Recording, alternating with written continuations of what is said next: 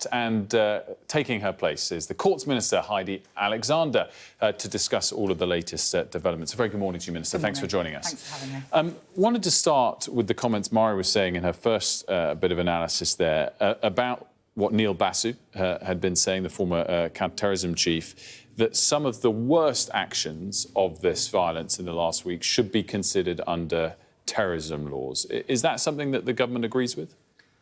So all decisions about charging will be matters for the Crown Prosecution Service, and there will clearly be a range of offences that have been committed, some very serious offences, violent disorder, rioting, I suspect, incitement to racial hatred, but those decisions are for the CPS, and as a politician I'm not going to get involved in those and pass commentary on it.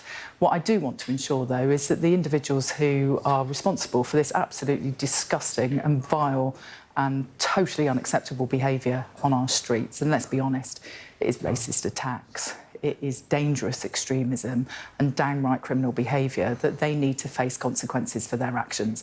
Because when somebody, chooses to throw a brick at a police officer, chooses to set a building alight, they're choosing to commit a criminal offence at that point. So you're saying it's dangerous extremism, it's violence, it's disgusting, I think you said. Is it potentially terrorism? Well, it will be for the Crown Prosecution Service to look at all the evidence. As you will understand, there'll be a huge amount of digital evidence that the police and the CPS need to be wading through in order to build the case for the prosecution, and it will be for them to decide what the most appropriate charge is for any individual. And is the court system ready to cope, ready to handle the potential number of cases that comes its way? Yeah, so this weekend we stood up 70 extra prosecutors. We ran 60 remand courts in 50 locations. Back in 2011, there was also longer sitting hours in the magistrates' court, where some magistrates' courts sat into the evenings and over weekends.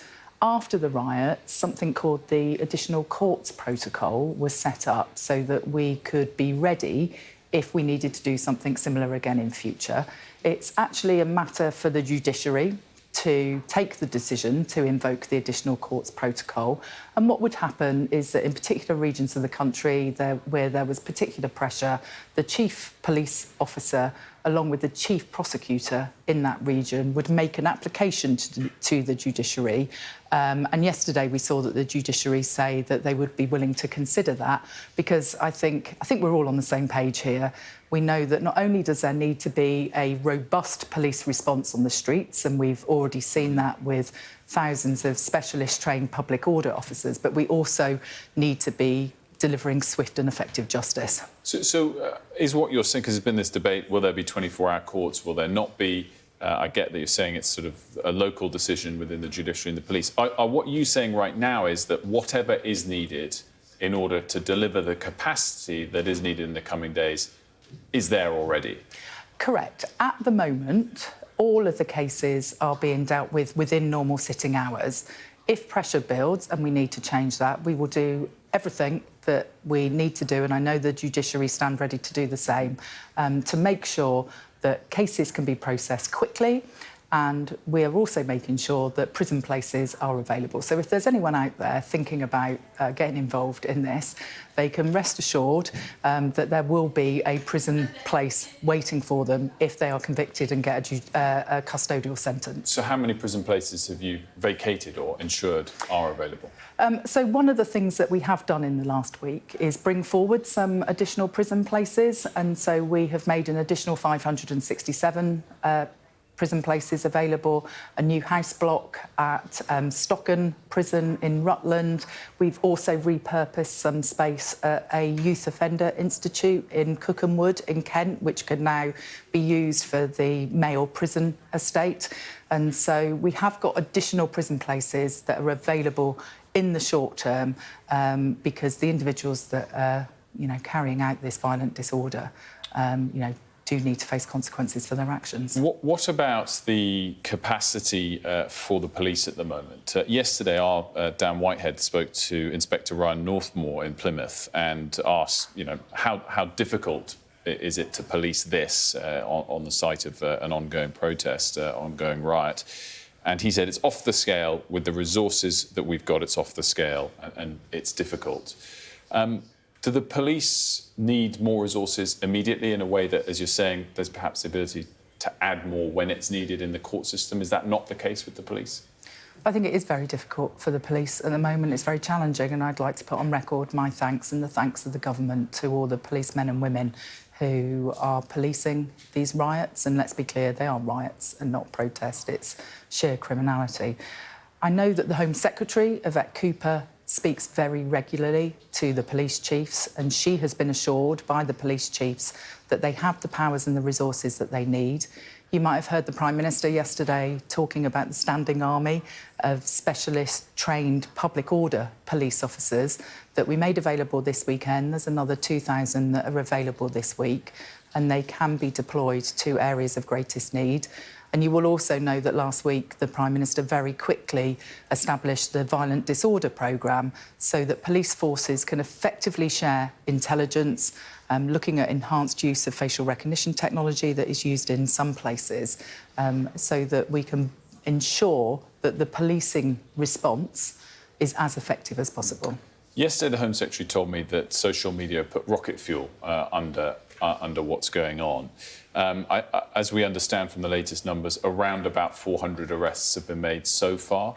Are you able to tell us if any of those have been based purely on people's online activity that haven't attended in any physical way the riots that we've seen? And is that something that you expect to be a part of the response from government and the justice system in the days ahead? I don't have that level of granular detail about the 400 arrests, but what I do know is that people who are participating in or inciting this violence, whether it's on the streets or online, they will face criminal sanction. The idea that you can sit behind a computer screen or sit behind the screen of your mobile phone and somehow think that that protects you from the law is for the birds. So we will take a very robust approach to the social media companies. I know that Peter Kyle, the Secretary of State for Science and Technology, is already in conversation with them. There's been some welcome action where there's been automated removal of some false information.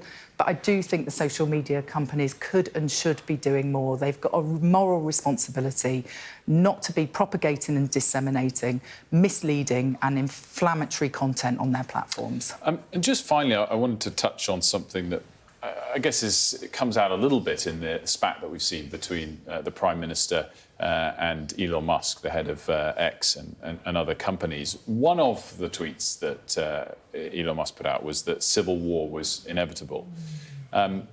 Everyone is shocked by the scenes that we've seen, and you've clearly captured your very firm views towards it. But is there an exaggeration of the scale, not the severity, but the scale of it, in the sense that we've had 400 or so arrests? In 2011, we had around 3,000 arrests. Any number of criminal convictions for this behaviour is clearly something that we wish to avoid. But are some people, perhaps people even overseas, almost sort of trying to enjoy this and amplify what's going on? I think everyone who has a platform on social media needs to behave responsibly with that platform. And given that we've seen police officers seriously injured, buildings being set alight, I think everyone should be calling for calm in this situation. And so I do think the language around civil war being inevitable is totally unjustified. And I think the Prime Minister's spokesperson was right to say that yesterday. And so, look, I think the online world is almost the next frontier in the fight against crime. Clearly, there's some legislation that has been brought forward by the previous government, the Online Safety, Online Harms Act. Some of the provisions of that haven't yet come into force, but the social media companies shouldn't be waiting for all of those provisions to come into force. They should be actually doing the right thing and asking themselves what more they can be doing to stop the propagation and dissemination of this material and content online. Heidi Alexander, thanks so much for joining me. Thank you.